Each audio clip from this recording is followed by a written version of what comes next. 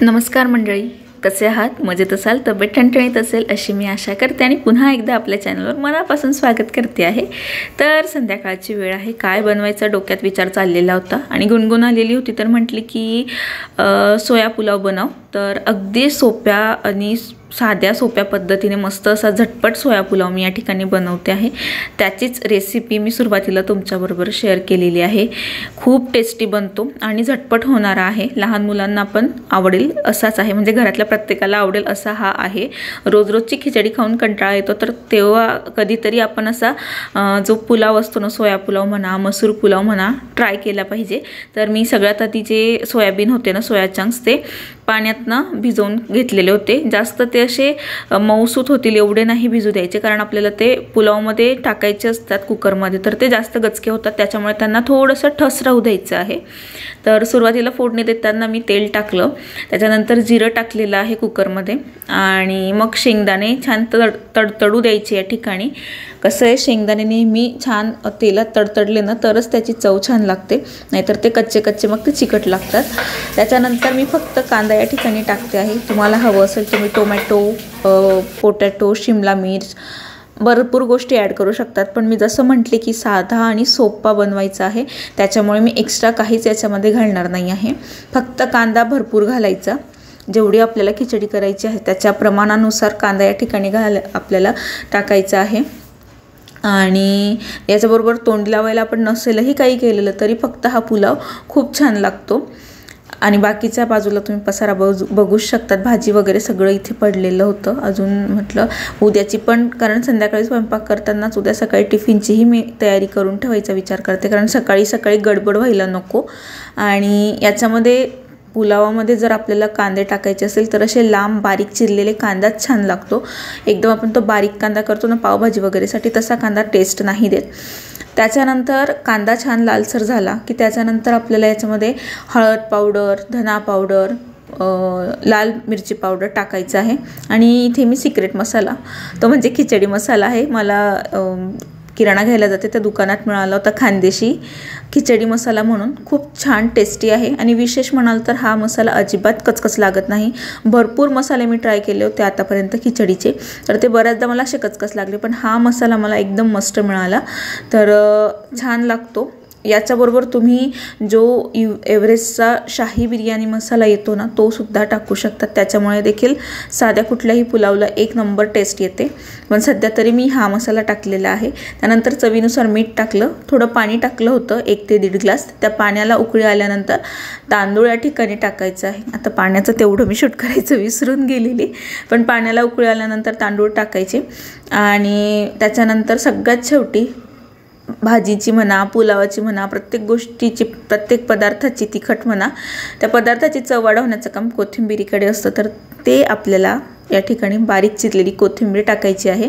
आणि सगळ्यात शेवटी मला असं वाटलं की पाणी अजून लागेल, त्यामुळे मग मी पाणी किंचित टाकलं, म्हणजे 1/4 ग्लास मी पाणी या ठिकाणी टाकलं। आणि मग आता जे सोया चंक्स मी पाण्यातनं सोक करून घेतलेले होते ते या ठिकाणी टाकायचे आहे, मिक्स करून घ्यायचं आणि बारीक गॅसवर झाकण लावून होऊ द्यायच्या शिट्ट्या। बरं, आता पुलाव होतो आहे म्हणून मग म्हटलं काय करावं, तर सगळीकडे पसाराच पसारा झालेला असतो सध्या तरी, असं रुटीन आहे, मग ते मला काही सहन होत नाही। भरपूर माझे व्हिडिओ तुम्ही बघितलेले असतील तर त्याच्यामध्ये मला फ्रीजवर पसारा आवडत नाही, मी बऱ्याचदा सांगते, आणि आता नेमकं होतं की पसाराच होतो आहे। तर वेळ होता, दुसरं काही काम नव्हतं, म्हणून म्हटलं की चला आज फ्रीजवरचा पसारा आवरून घेऊया। आणि दुसरीकडे मी गुणगुणबरोबर गप्पाही करते आणि पसाराही आवरत होती। बरं, आता फ्रीजवर मी ड्रायफ्रूट्स किंवा असं मुखवास किंवा आवळा कँडी असं ठेवलेलं होतं, तर ते ठेवायला दुसऱ्या कपाटात जागा नव्हती। मग मला किचनचा वरचा जो शेल्फ आहे तिथे म्हटलं आता मी तो भातुकलीचा खेळ ठेवलेला होता, तर तो हे करून घ्यायचा, यूज करून घेऊया। तर त्याच्यावरचा जो खेळ होता तो मी बाजूला केला, भातुकलीचा खेळ, आणि तो शेल्फ यूज करायला घेतला. तिथे मी आता काय ठेवणार, तर फ्रीजवर मी हे असे पॅकेट ठेवलेले होते जे अजिबात चांगले दिसत नाही, म्हणून मग या ठिकाणी कुकरची शिट्टी पण झाली. थोडीशी मी घाबरली कारण मी माझ्या कामात मग्न होती, मध्येच ती शिट्टी झालेली. तर सगळ्या प्रकारचे ड्रायफ्रूट्स ठेवले जे डेली बेसिसला लागतात, जसं की चिया सीड्स आहेत, काजू बदाम झालेले, त्याच्यानंतर आवळा कँडी वगैरे लागतच असते, खजूर दिवसातनं एखादी आपण खजूर खातोच. तर या ठिकाणी मी एक काळजी घेतली, गुळ पावडर पण मी ठेवत होती. तर म्हटलं मुंगी वगैरे लागायला नको म्हणून आधीच त्याच्या खाली मी खडू जो असतो मुंग्या मारायचा चॉक तो फिरवून दिलेला. ही काळजी आपण घेतली पाहिजे, कारण सहसा करून आपण जर अशी काळजी नाही घेतली तर मुंग्या होऊन जातात आणि आपलंच काम वाढतं. त्यामुळे मग मी बऱ्याचदा जे असं मला डाऊटफुल्ली वाटतं की इथे मुंग्या होऊ शकतात, तर त्या ठिकाणी आधीच चॉक फिरवून देत असते, त्यामुळे मुंग्या आणि झुरळ दोघं होत नाहीत. तर हे सगळं भरून झालं आणि भरपूर असे पॅकेट जे आहेत ते रिकामे झालेले होते. त्याच्यानंतर मी ते छोटे छोटे स्टॅच्यू ठेवलेले होते गौतम बुद्धांचे, तर ते पण मी उचलून घेतलेले. आणि हा शेल्फ बघा किती सुंदर दिसतो आता असा भरलेला. थोडंसं भरगच्च दिसू शकतं ते, पण आता पर्याय नसल्यामुळे मी व्यवस्थित ठेवलेलं आहे. त्याच्यानंतर मिठाची बरणी इकडे शिफ्ट केली आणि निधीचं होममेड बोर्नव्हिटा होता एक बॉटलमध्ये अजून उरलेलं, ते पण इकडे ठेवलेलं. दोघं काचेचे जार त्या ठिकाणी ठेवले. आणि बघा किती सगळे जे पॅकेट्स होते ते रिकामे झाले. एवढे सगळे पॅकेट्स चांगलं नाही दिसत, तर ते रिकामे झाले आणि तो कप्पा भरला. त्यानंतर फ्रीजही बऱ्यापैकी रिकामा झालं, तरी 2 बॉटल ज्या गरजेच्या आहेत लागतातच त्या मला ठेवायला लागल्या, जसं की मुखवास झालं, बडीशोप वगैरे, आणि एक ॲसिडिटीचं औषध होतं ते मी तिथे ठेवलेलं आहे. आत्ता या ठिकाणी पुलाव झालेला होता, सगळं आवरून झालं होतं आमचं. मग म्हटलं चला जेवून घेऊया, कारण जेवणाची वेळ झालेली. तर कुकर थंड झालेला आणि हा इतका मस्त जो ॲरोमा होता ना पुलावचा तो असा नाकात गेला आणि इतके पोटात जास्त कावळे कावकाव करायला लागले. म्हटलं चला आता पटकन असा पुलाव वाढून घेऊया. टेक्स्चर पण खूप भारी दिसतं. या ठिकाणी सोया चंक्स जे आहेत ते मी जसं आधी सांगितलं की थोडे हार्ड राहू द्यायचे आहेत आपल्याला, पाण्यामध्ये गजगज भिजवायचे नाही. बरेच जण गरम पाण्यामध्ये भिजवतात, तर गरम पाण्यात न भिजवता अगदी 5 ते 7 मिनिटांसाठी सोया चंक्स जे आहेत पाण्यात राहू द्यायचे. त्यानंतर पाणी काढून घ्यायचं, सोक केलेलं पाणी काढून घ्यायचं. आणि सगळ्यात शेवटी खिचडीत जेव्हा आपण कोथिंबीर टाकतो पुलावामध्ये तेव्हा ते आपल्याला सोया चंक्स टाकायचे असतात. त्यानंतर कुकरचं झाकण लावायचं. एवढी एक ट्रिक आपल्याला या ठिकाणी फॉलो करायची आहे. बरं, या पुलावाबरोबर मी आता सलाद, नंतर पापड, लोणचं हे सगळं या ठिकाणी वाढलेलं आहे. तर चला आम्ही जेवायला बसतो, तर तुम्हीसुद्धा या जेवायला. बरं, जेवण वगैरे झालं आणि आजच्या थंबनेलमध्ये जसं की तुम्ही बघितलेलंच असेल की मी पुण्यातनं काय शॉपिंग केली. तर खरं सांगू का, मी खूप सारी शॉपिंग केली असं नाही म्हणणार, कारण मॅक्झिमम गोष्टी आता ऑनलाईन मिळून जातात किंवा इथे जळगावमध्ये पण मिळतात. तर मला तुळशीबागेतली गर्दी बघून असं वाटलं की नको शॉपिंग करायला. आपण सहसा करून जास्त काही घेतलं नाही, कारण ऑनलाईन भरपूर गोष्टी आता अवेलेबल असल्यामुळे मिळून जातात. तर मी काय घेतलं ते दाखवते. तर ही कढई घेतली, आता भांडे पण घेतलेले आहेत. तुम्ही म्हणाल ते काही घ्यायची गरज आहे का, पुण्यावरनं जळगावमध्ये मिळत नाही का, तर तसं नाही. जेजुरीला जाताना सासवड हायवेला ते लोक बसलेले असतात ना, तर त्या लोकांकडनं ही कढई घेतलेली आहे. खूप दिवसांपासून घ्यायची होती लोखंडाची कढई. स्पेशल तळणासाठी घेतली मी, कारण याच्यामध्ये तेल कमी लागतं, तळण छान होतं, पदार्थ चिकटत नाही कढईला. तर ही कढई मला 250 रुपयाला मिळाली. आणि ही कढई तिथून घेण्यामागचं कारण असं की आईसोबत होती. कसं आईला विचारून वगैरे घेतलं तर की गोष्टची छान निघते ना. आपल्याला वाटतं ना की मोठं कोणीतरी असलं, आपल्याला समजत नसलं तर आपण ती गोष्ट मोठ्यांच्या देखरेखीखाली घेतली ना की एकदम छान निघते असं. तसंच खलबत्ता होता, स्टीलचा खलबत्ता मला घ्यायचा होता, मुसळी आणि खलबत्ता. तर हो नाही करत घेतला. खूप जास्त बार्गेनिंग केली. ह्या लोकांकडे बार्गेनिंग पण छान होते, तर बार्गेनिंग करून हा खलबत्ता मी घेतला. माझ्याकडे जो होता तो खूप लाईट वेट होता, म्हणजे ठेचा वगैरे करण्याचा कामाचा नाही, अगदी छोटासा होता, म्हणजे त्याच्यात एकाच व्यक्तीचा ठेचा होईल एवढासा होता तो. मग त्यामुळे मला तो नको वाटायचा.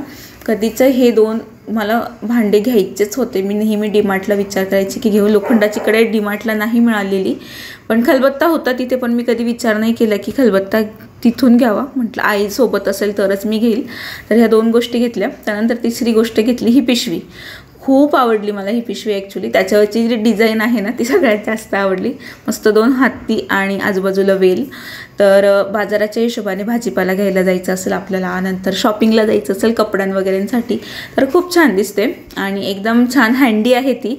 आपण शोल्डरला वगैरे पण इझिली टाकू शकतो आणि छान दिसते, म्हणजे टांगल्यानंतर पण एकदम भारी स्टायलिश दिसून येतो. म्हणून म्हटलं की चला ही पर्स मी, मला वाटतं दगडूशेठ गणपती आहे ना त्यांच्या मंदिराकडनं तुळशीबागेत जातो त्या रस्त्याला, ते लोक रस्त्यावरच बसलेले होते, तिथून घेतली. 100 रुपयाला आहे ही पर्स. तिथं एक स्टॉल लागलेला असतो बहुतेक.